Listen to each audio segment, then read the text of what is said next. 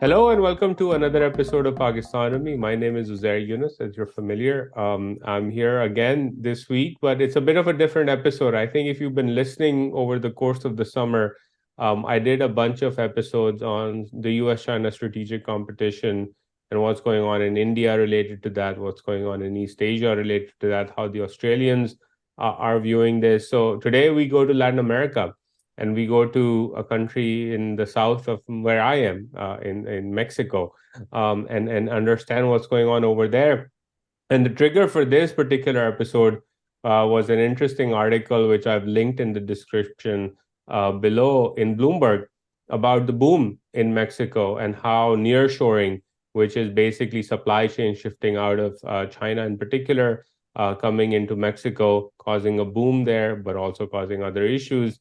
And if some of you may know, Mexico has its own set of challenges, both in terms of its politics, violence, cartels, etc. So I figured this would be a great time to invite my dear friend and colleague to the podcast, Beatriz Navarro. Beatriz is a lawyer and international public affairs specialist. She's also a former appointed diplomat who was representative of the Ministry of Finance and Public Credit at the Mexican Embassy in the United States. So she is somebody who understands Mexico really well, was there recently as well.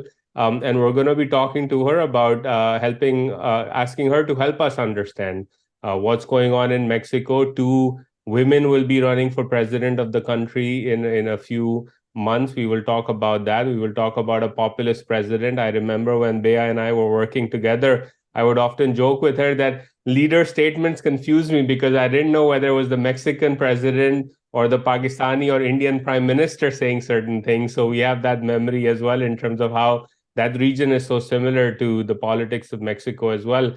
So we'll just jump right in. Bea, first of all, welcome to Pakistanomy. Thank you so much for taking out the time.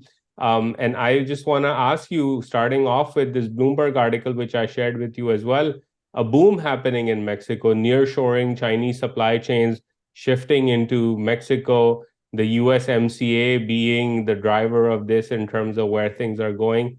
How are you seeing things in terms of the US-China competition and how Mexico is perhaps getting the advantage of that in terms of investments coming in? Interesting times. Thank you so much, Uzair, for inviting me. I'm thrilled and honored for talking about Mexico in this context. Well, to answer your question, I think that I'll say, yes, geography matters, timing is crucial, and like it or not, this tension, this Cold War, as the article says, is definitely bringing good news to my country. Several factors have contributed to the growth of nearshoring in Mexico. And probably the question should be like, why not before? Well, it's been for a while that Mexico is an attractive option for companies looking to optimize their supply chains. I think that the pandemic just showed how vulnerable and fragile these are. And therefore, there was no other option but really look to the nearest neighbor, right? And there you go, that was Mexico. The proximity to the United States is definitely something that got exposed because of the pandemic, the trade agreements, and then that time has died, and we have a skilled workforce in Mexico that this interestingly, and probably different than what the current president will say, this is not something that happened like from in one day. It's the result of like broad policy of NAFTA, of integration as North America, and that also brings another advantage that Mexico has. That is like a cultural understanding because like it or not, we are North American. Cost savings, the very, very, with its trade-offs, the truth is that the minimum salary in Mexico hasn't really increased too much. Therefore, it is like a labor cost warranty, quality standards, infrastructure, all these things finally attract the foreign investment needed. But then we have the major story, which is Nuevo León, no? The one that is framed in this article of Bloomberg. And Nuevo León, Monterrey, is a very specific case for Mexico. First, it's geography, no? It happens to be the neighbor of Texas. And if data, actually, a couple of weeks ago, the ambassador of Mexico in the Wilson Center just pointed out that if we could put together the economies of the border, just the 10 economies of the border, I'm not in the border, but they will be like the fourth or fifth economy in the world. Imagine, no? It's like, finally, they're so close. But what has happened also in Nuevo León is that they have been following a very interesting branding exercise. The governor has been from an influencer. His wife is a charismatic figure, and they've been really attracting and vocalizing that they're just going out to bring investment to the states. And well, with these big opportunities that are going on, obviously they are certainly risks that Mexico needs to be aware, that maybe we will talk a little bit more about in your next question and more in context with Mexico. Yeah, that's a great overview, right? So the border region obviously is very dynamic, and it's also now on the flip side, as you said, the governor going out and seeking investment. There's also tensions there with Texas and stuff on other things, which we can get to in just a moment as well. Mm-hmm. But again, you look at the market and you look at where the investments are coming in. Obviously, one of the things that stands out, for example, is auto manufacturing. And now you have Tesla building a factory there, and that exciting people about, okay, the next wave of auto manufacturing in Mexico on EVs will be basically really powerful as a driver of innovation in the country. From that broad sectoral point of view, what are some sectors beyond auto that you're seeing where Mexico really is shining? And again, you mentioned skilled workforce, etc. What has Mexico gotten right, broadly speaking, to really take advantage of this unique post-pandemic US-China competition opportunity? Because again, it's not just the free trade agreement, right? That has been there for a while. So what really has clicked for the country? Well, yes, let me rephrase and zoom in. It's not only like the manufacturing and automotive industries, and it's like Tesla, obviously, because it's Tesla and all what encompass has trained a lot of media attention. But the truth is that, like, from information technology and software, IBM, Tata services, pharma, Johnson and Johnson, Pfizer, Walmart, Amazon, like these companies having already nearshoring in Mexico and increasingly doing so. Financial services, food and beverage. I think that nearshoring, like any business strategy, comes with its own sets of risks that, on the light of what we have learned in the pandemic, of companies we're facing during the pandemic, they just make their own formula, their own assessment, and realizing that, well, there's certain risk that Mexico has that they were willing to take. What are those risks? Well, they are labor market challenges. They are regulatory and legal issues. There is a lack of transparency in certain ways and relationships with authorities. Yes, it is. And yeah, well, certain intellectual and property concerns. I'm just thinking, no, on what are like, and well, definitely the topic of crime and corruption. And this latest one, corruption, even when against what the president of López Obrador still believing corruption is not something that you can just eliminate by saying it. There's no more corruption in the country. There were a lot of measures, reforms, initiatives, investigations, judicial reforms that needed to be made, and he didn't. And he focused only on this narrative, internal narrative, no? Of trying to say that there was no more corruption, but the truth is that out there, companies do consider in their own assessment this as a risk for continuing or expanding nearshoring as a business strategy, to be said. Yeah, and I think the corruption element was super interesting because I know when he came into power and we were working together, I was trying to understand the fourth transformation and what was the core elements. Corruption always came up in terms of what he was trying to do.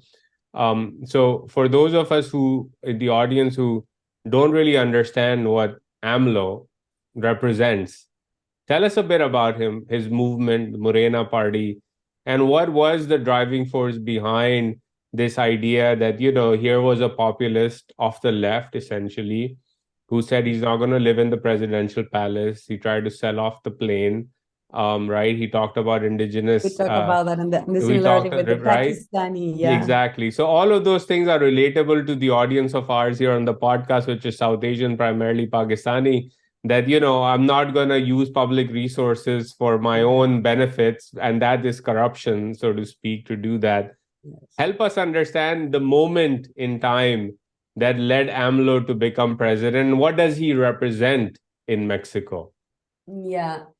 Well, talking about AMLO is kind of talking of it should definitely be a TV show. If someone is listening to this in Mexico, they're going to be like, don't give him ideas.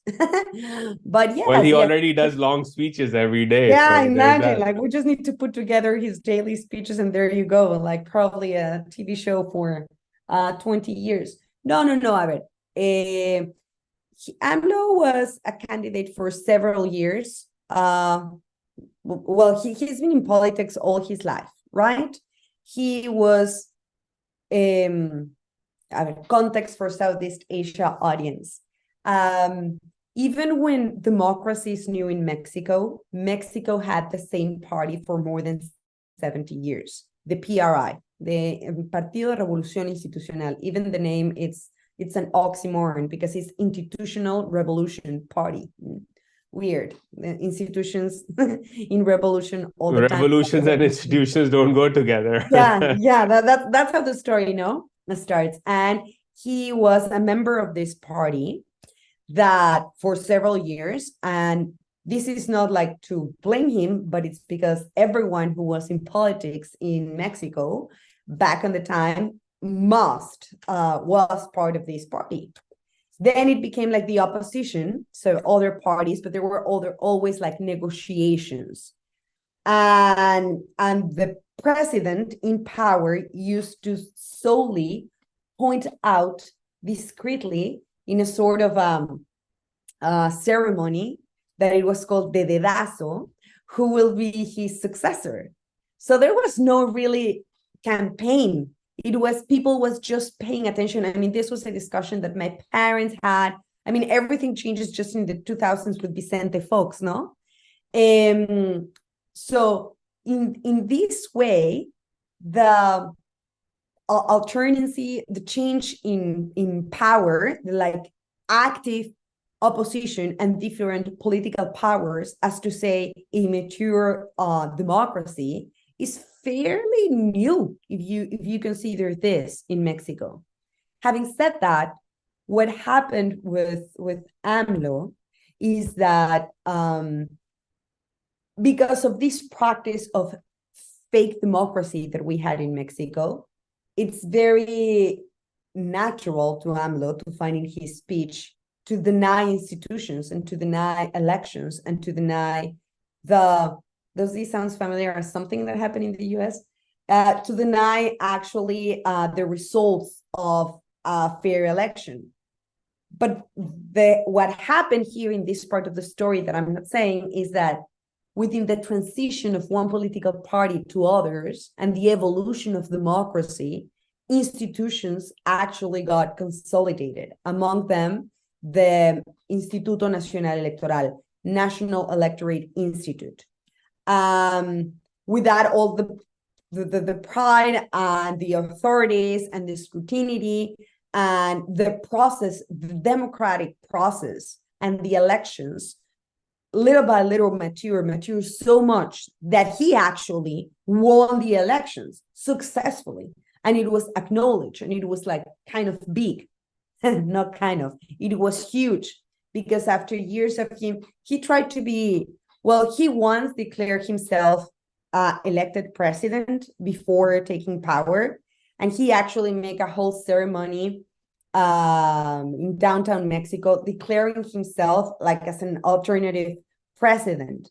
And he was there doing a strike. I'm talking this with Presidente Calderón. So this must have been 2000, I don't want to lie. I think that it was 2005, 2003, the elections. I don't want to lie, in the 2006, exactly, in the 2006 elections.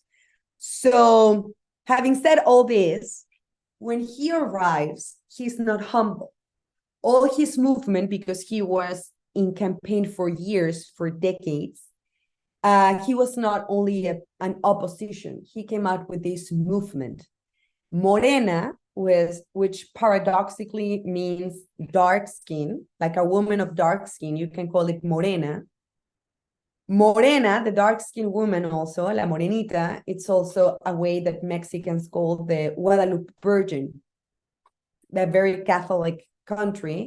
And this Guadalupe Virgin is a syncretism between the Spanish and indigenous beliefs.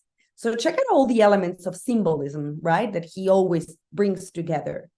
So, but Morena, the acronym also comes from Movimiento, movement of national regeneration. So this is not a re-evolution, this is not an evolution, this is not a transformation, it's like a regeneración, like rebuilt, no? So sounds like make America great again. But even better, like from our DNA, that's big, no? It's like we were on one path, let's take it where we were and make it better. People had asked me, actually, as of today, people keep asking me, sorry, but what is that thing of the 4T? 4T, ¿qué es esto? And as time goes by, as much as I just tired to say, is his way, his not so humble way of labeling himself and his party as the next and only way that Mexican history should evolve. He says he understands that in Mexican history, there have been three major moments, historical moments. One, the Mexican independence from Spain, right? When we became Mexico. Second, the Guerra de Reforma, like the separation of state and church. Then the Revolución Mexicana, like, and his movement will be like the fourth, the one that we were waiting for. That's the way to move forward. Whoever followed his campaign, I still believe that whoever does not understand, does not get yet why he won, is because then hasn't fully understand the history of Mexico. He really pointed out and he make a perfect diagnostic of what was wrong with technocracy, with this disconnection of certain highly corrupt elite. Yes, that it exists, that is not like an invention of his mind. Yes, it exists in my country. And then, well, the latest president, Enrique Peña Nieto, whatever his administration was, because that will open the window for another podcast. The truth is that it was profoundly superficial, the way that he communicates with the constituency, with its electorate. Opening the window then for like a savvy politician as he was, to make a perfect diagnosis of what was wrong in Mexico, giving hope again to all the poor. I don't even want to say poor, like probably to the most romantic part of society, the nationalists. He has traveled the country. He traveled the country as no one else has done. And he actually moved members of the elite, of the intellectual elites. He had the support of private sector as well. And well, he became president, right?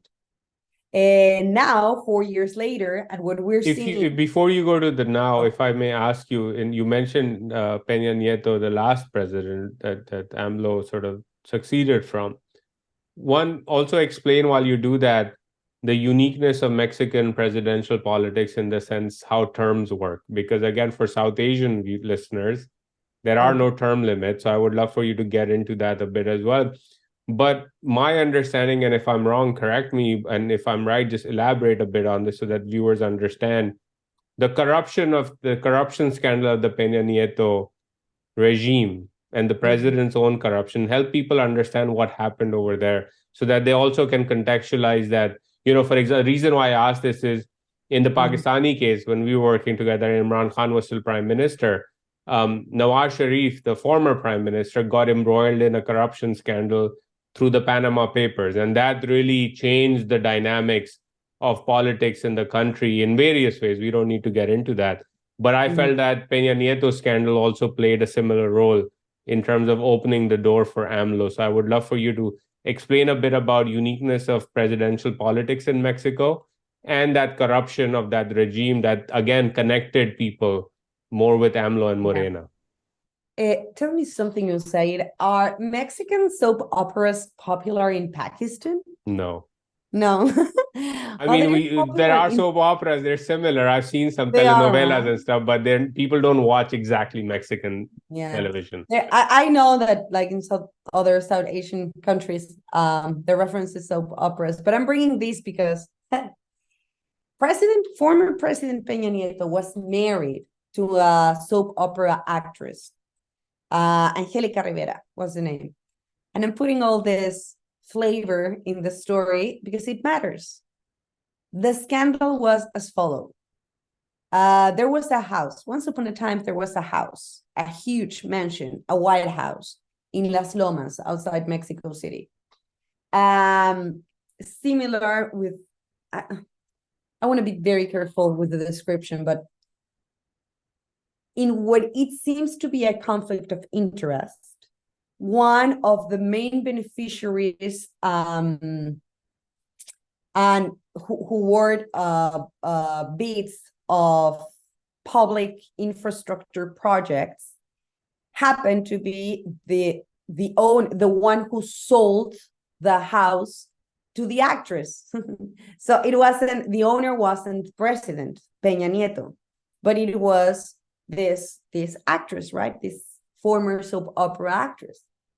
So even when she was the legal owner of the house, this company of this very similar, like the Panama Papers, Panama Papers back in the time, or Odebrecht style, because it was kind of in the same wave. It happened that the actress said that, no, it's not my husband, it's mine. But then journalist, Carmen Aristegui, and her team went and find that in fact, the property was still ownership of this company that was benefiting from a lot of the public infrastructure investment that was going on in Peña Nieto. So there was clearly a conflict of interest. In the midst of the scandal, rather than continue with a proper investigation or whatever, the house, by the way, it was $20 million. It was something ridiculous, the value of the mansion. Another White House, right? And also It's a lot of another White House and a White House, whatever. Long story short, the actress went out publicly to give a statement, but the statement, rather than be explaining what could be misinterpretation, she basically performed and lectured all citizens for daring to doubt that she, as a soap opera actress, could have managed to have such a big fortune and therefore buying the house, that it was a perfectly normal house that she liked. I mean, this was there's a phrase, no, in Mexico that could be translated as the drop that split the glass, kind of it. Raising eyebrows, people was like this is it. And to be honest, there's nothing cultural about corruption in Latin America, nor in our countries, because then people think to say, oh, well, because there's certain like cultural acceptance to corruption. No, that's not the case. What is cultural about corruption is the threshold of tolerance. I think in other countries for less than that, there was the case of Chile back in the time with Bachelet, started with something, a minimum amount comparing with this, and the scandal was for misuse of office supplies. So the threshold, it's still a scandal, still corruption, but the threshold varies from country to country. Let's just say that in Mexico, the threshold was pretty high already. $20 million high. Yeah. But it went beyond the amount. It was all the show, the mediatic campaign that was behind. So fast forwarding it, part of the campaign of López Obrador has been like, okay, so what we need to reduce is the perception of corruption, but not corruption per se. What does this mean? This means that the president and his team are not realizing that corruption is not as simple as he has repeatedly said.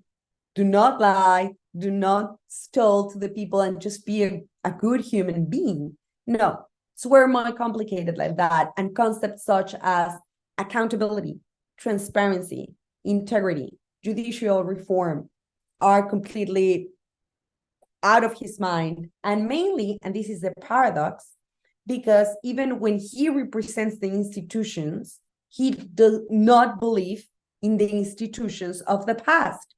He wants a regeneration, start from scratch.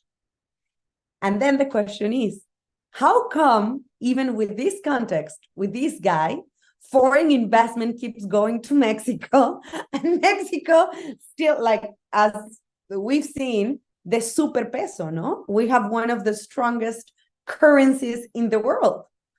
Explain to us, how does that happen? You have a president who's populist, left-wing, against institutional mechanisms, but continues to get investments from all over the world.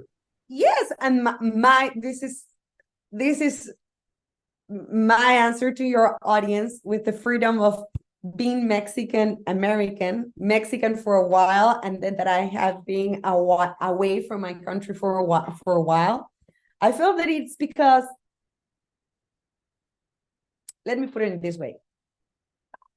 I just read this book about integrity, and they start saying, like, when you go to an airplane, if you traveled recently, or if you have traveled, you know that we all need to go and like have this annoying 5 minutes of the stewardess telling us all the security measures that we need to do just in case the plane crashes, right?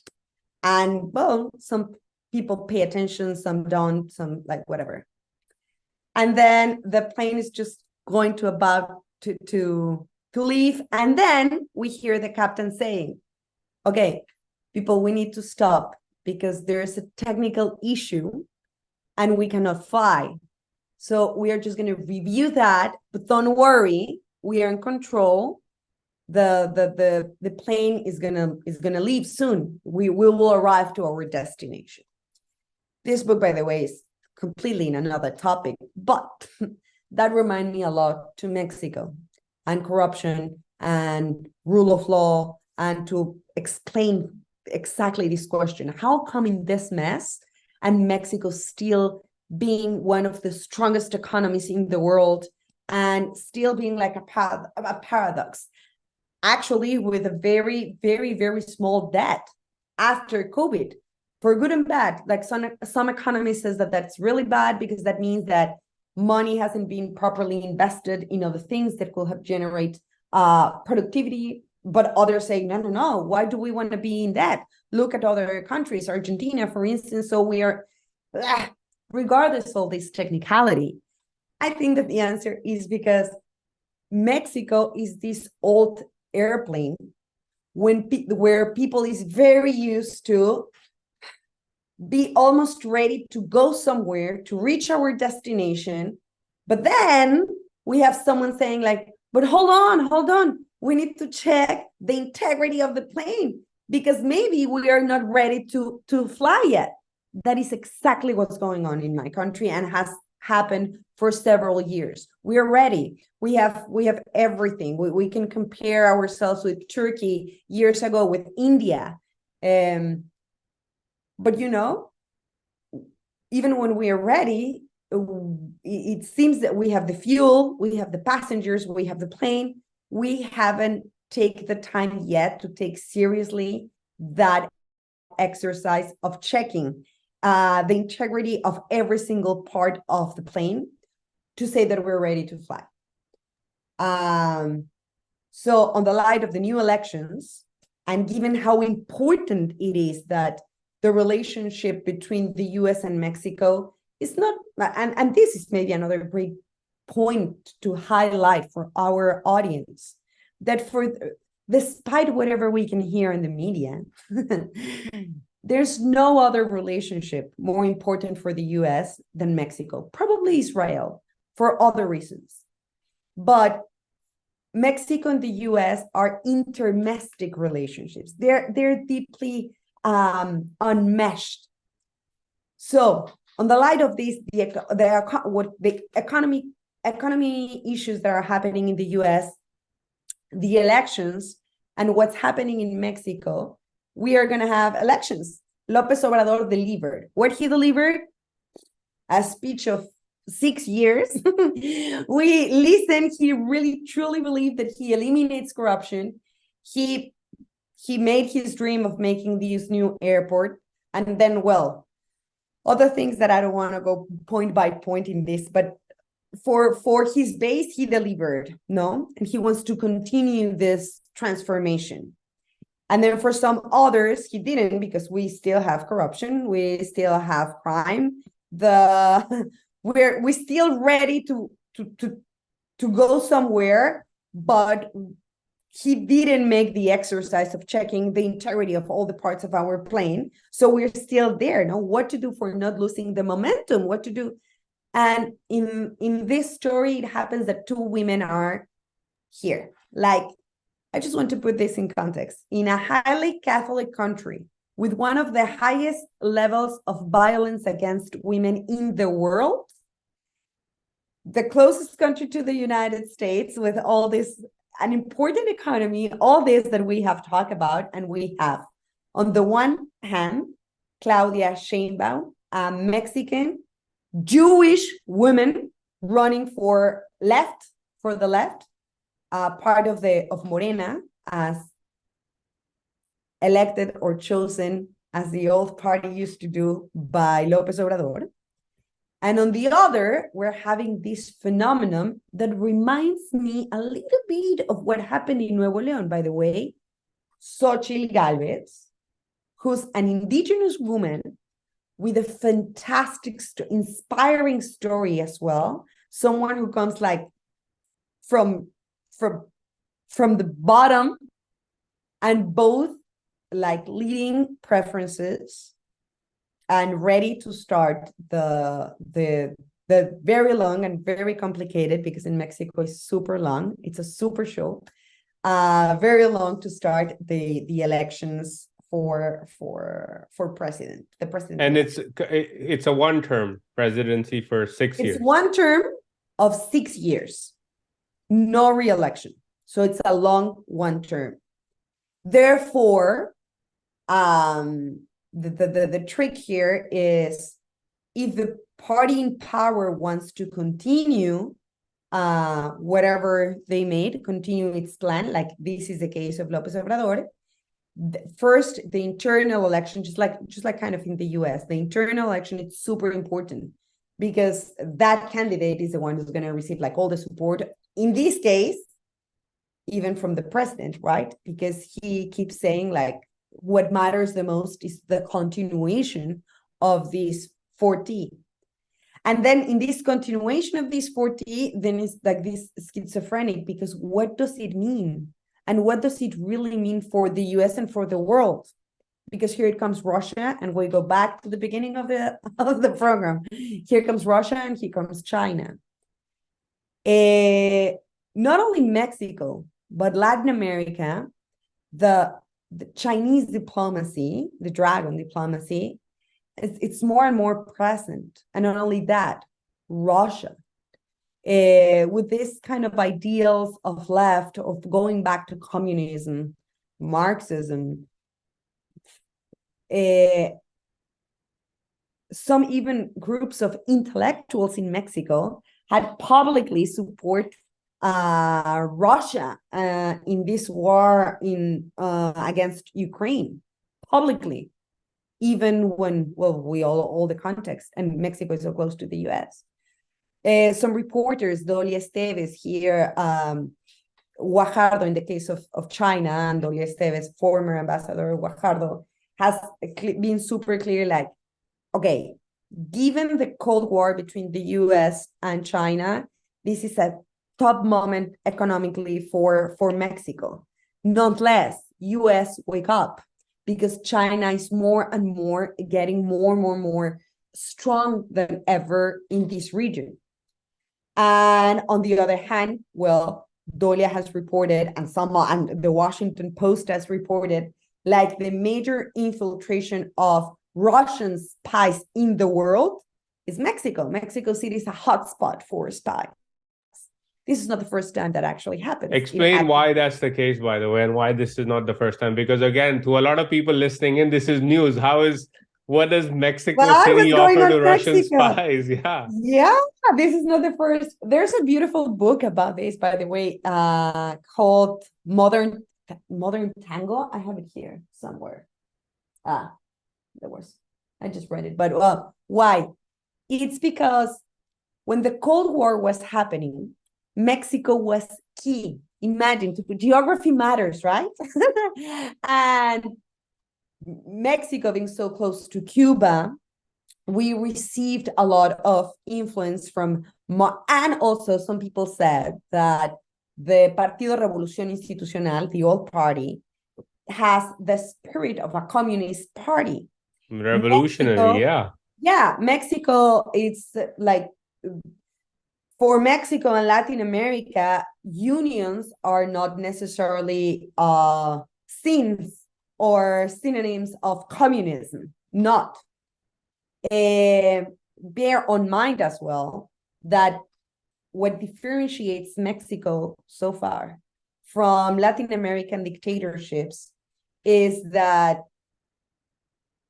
on the one hand, yes, so close to the US, the market, but never has publicly kind of admit its call for a more communist idea, even when we have its influence in the arts, in history, in architecture. Like we there's a strong tendency, a strong assimilation, even romanticism. The Mexicans have romanticized the idea of communism, the aesthetic.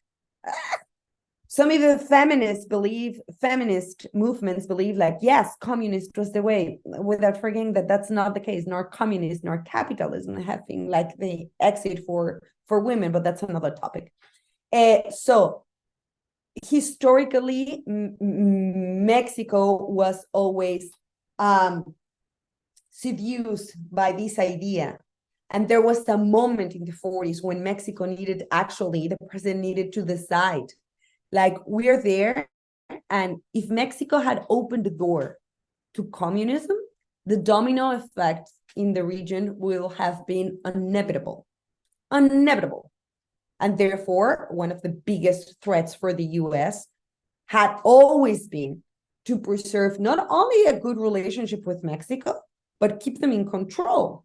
So then there are a lot of documentaries and stories about like CIA infiltrations in Mexico, spy stories, ones against the other, because of that, because it is in the interest of the United States to keep Mexico online and have communication. No?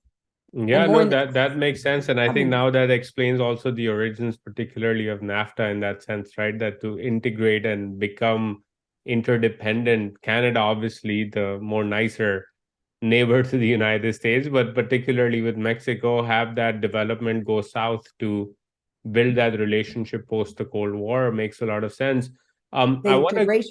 The integration, yeah. And I want to get to sort of like where we are now. You already mentioned the upcoming election, and two things before we go to the election. One thing I want to also have you elaborate again, because I think it's relevant to the audience, particularly our audience from Pakistan. AMLO comes in, you already talked about the superficiality of the anti-corruption message, right? Which is very similar to what we hear in Pakistan now as well, that if the leader is not corrupt and has integrity, then all the structural things will automatically fix themselves. And you and I know that's not how corruption is dealt with in a society where corruption is deep. But the perception among people is that at least the leader is honest, and you explained that. But the other thing that we've seen, and I have read about, and again, elaborate on this and correct me if I'm wrong in understanding this, is that AMLO's strategy in terms of giving more space to the military, in terms of the cartels and the violence and the mafias. What has happened over there, and how do you see that? Because again, when I read about Mexico and AMLO's populist message and then the space he's given to the military, it rhymes a lot with what I've seen in Pakistan as well, where a prime minister comes in and he's on the same page with the military, and sooner rather than later, the military has ousted Imran Khan now. We all know that.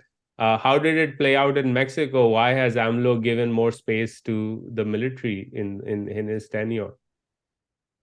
Qué difícil pregunta. And what challenging, and I appreciate the opportunity of talking about this. Well, I think there are two things. One, that, as I told you all his life, he diminished any kind of institution, the paradox, right? Paradoxically, maybe it's in his DNA because of the institutional revolution that he has like had in his mind all the time. But all his life, he says that all state institutions are corrupt, period. After Ayotzinapa, and this is key, and if you want, we can do just a small parenthesis to briefly talk about what was Ayotzinapa, the murder of 40 students in Guerrero, which was super big around the world. People blame the state of the disappearance and murdering of these 40 students. Among those who blamed the state and those in power was AMLO, right? He has talked several times about how corrupt are the police officers and like civilian police institutions. So to be coherent with his speech, he find in the army, on the one hand, like the only institution that it's not corrupt. Like that's it. Like, because it's the army. That sounds very familiar. Yeah, so that's it, that they are the only ones. But it's very interesting that he has gave the army concessions, such as the airport. No, they are the ones who are now like, and he keeps pushing for the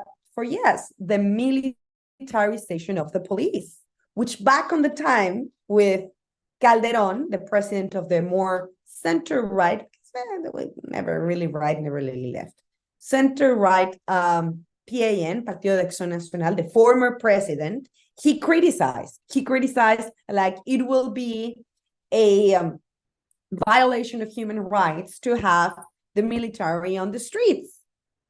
Little did you know, that is what he's saying, because he keeps arguing that el ejército is to protect citizens, period. As simple as that, citizenships, period. And as per his strategy, this is I'm not an I will love to be an expert in security, but I'm not. But what I do know is that since the Iniciativa Mérida, then again, the collaboration of intelligence and putting together like a more wholesome strategy against organized crime, which this happened with former President Calderon. Since then, as of now, what has get broke is like interinstitutional coordination, intelligence, cooperation, not only within Mexico, but we go back to the United States, but within the United States, with the United States, right? That has been little by little like broke. I don't want to say completely disappear because I don't know. I hope that it's still going on somehow. Cooperation, intelligence, there must be. But what he wants to say, AMLO is already jumping and comparing us to Colombia and kind of already going and talking, trying to bring peace. But he's missing a lot of steps to go and act as a peacemaker in a conflict area. First, that he has never acknowledged the existence of the conflict in several states of Mexico. Second, that during his government, 2 times he has backed off of his actions because organized crime has showed the power of their weapons and display like what they're capable to do if the government don't do certain things. By the way, as we're speaking, you heard that yesterday, well, I don't want to talk about narcos now.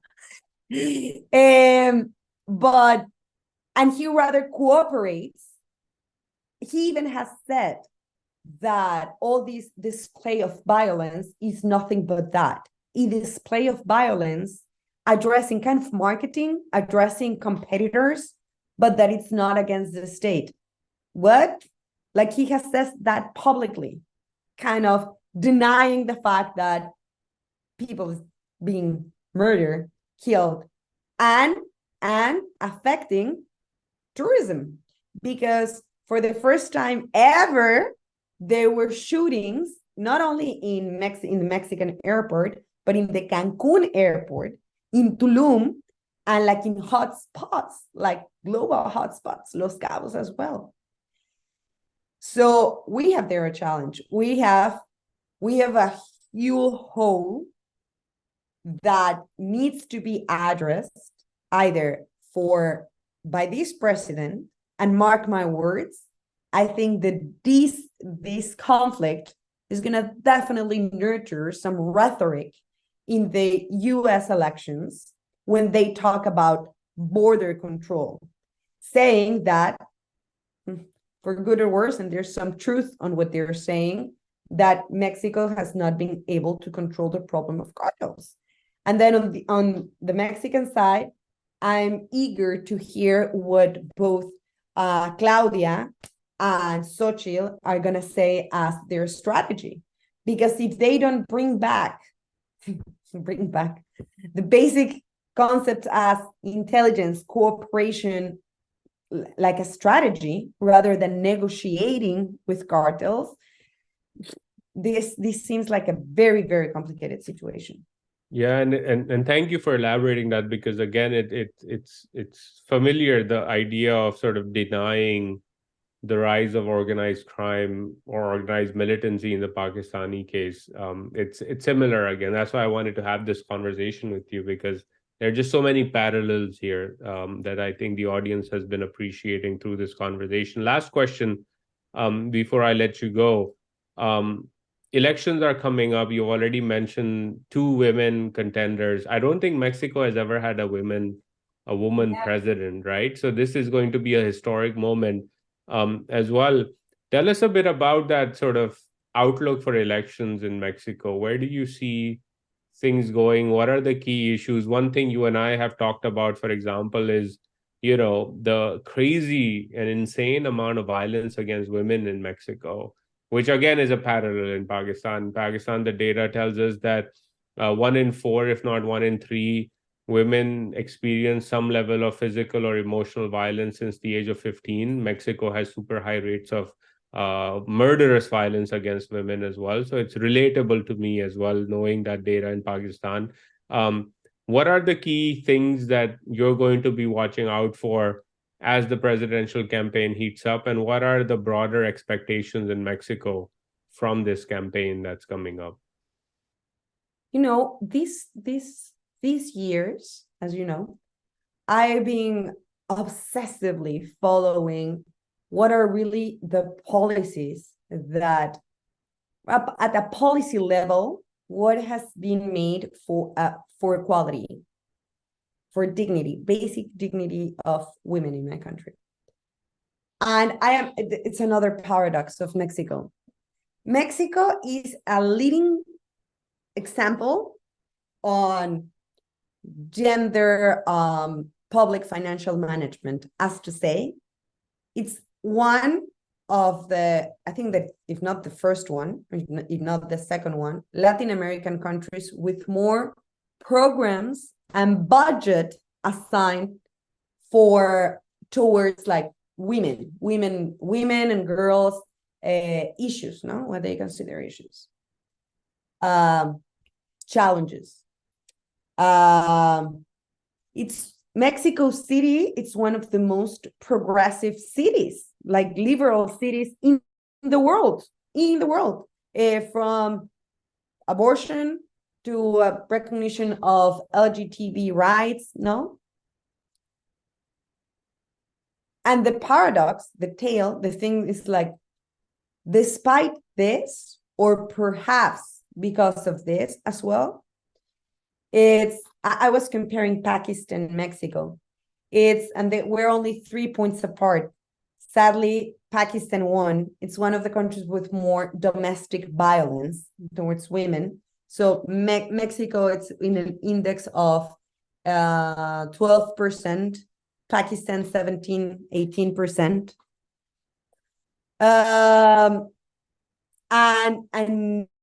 And yes, the violence against women, feminicidios, it's evident, it's obvious, right? Some people argue, and rightfully so, that the tendency in conflict societies is that women and children, obviously, are the ones who will suffer the most, and they're in the front line of this violence. Yes, there's also like this profound cultural issue in Mexico, in terms with women, and probably in the world. So all this just to put in context of what to expect from in this country for having two women contenders, and so close to the US. Like, if we do it, not even the US has done it, right? Yet. And we will. What to expect? Well, first, that they embrace that they are women, because not for having a woman in power, that means that it's going to be left progressive. I mean, just look what's going on in Italy, no? For instance. Not for having a woman, that means that it's going to be a feminist, progressive, or that she will take women rights as their main goal, not necessarily. I will expect that both of them, on the one hand, Claudia Sheinbaum, the the one close, the Morena candidate, I think that she will eventually needs to differentiate herself in a very smart way from the AMLO rhetoric in order to get enough support. And I think that she will only do that, change a little bit the 40 continuation rhetoric, if she ever feels really challenged by that competitor, which will be Xochitl. And then Xochitl needs to move a little bit more than being just a charismatic candidate, because Mexico already experienced Fox and AMLO. Enough with good candidates. There's some technicals that are needed, no? Some like technocracy is highly appreciated as well. Yeah, in my country.